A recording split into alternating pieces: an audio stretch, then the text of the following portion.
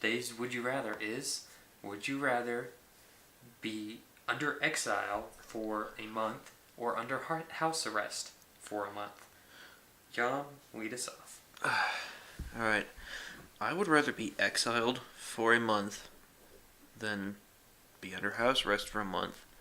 I know that being exiled usually means, well, always means I'm sent to probably some horrible, rocky, desolate island with a shack and a bag of potatoes to get me through the month. But I'm on an island. I can't leave the island.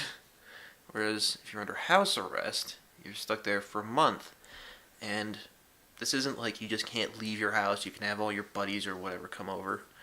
This is, you can only have certain people come over, only a certain amount of people per week. So, I mean, if you have your girlfriend come over 3 times, you know, that could be, you only see her 3 times a week for 2 hours a day.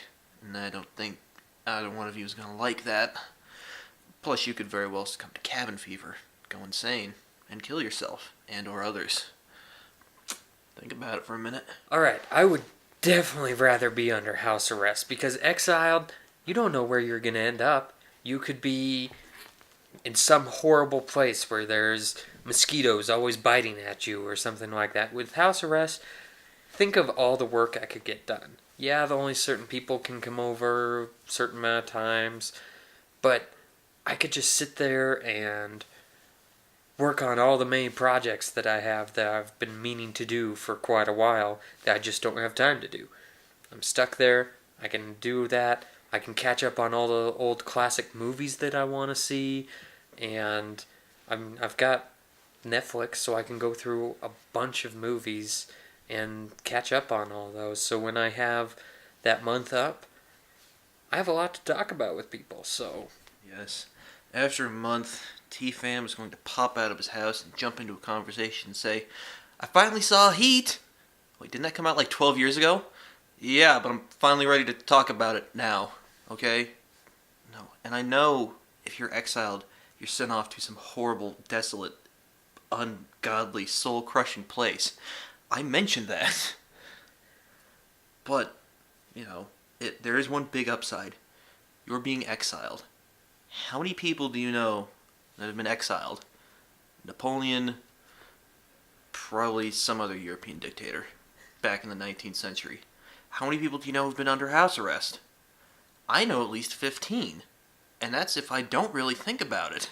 There's probably a whole lot more. You get off the island, and you can write a book about your experience. Get a whole ton of royalties, a 7-figure advance.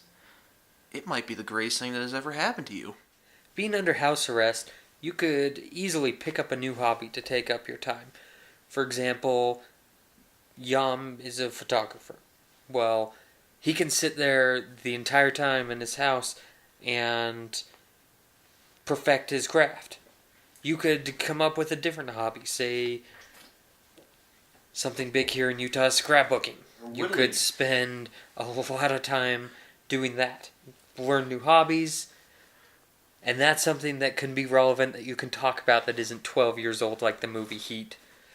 Also, with being exiled, you're taking it as something that's cool. It's not going to be cool. It's going to be a horrible experience. And you're not going to profit off of it like you seem to think you will. You're being exiled for a month. That means you've done something horrible. You've created treason or something like that. You're not going to come back on good terms. With house arrest, I could have just, mowed over a senior citizen or something with my car, and I have to stay home for a month. Not a big deal unless I run into that person or that person's family again or something, The social impact of being exiled is worse than being under house arrest. I'd rather be exiled because I won't be in one ridiculously confined space. I obviously had to do something ridiculous to do that, so therefore I'm getting some street cred from that.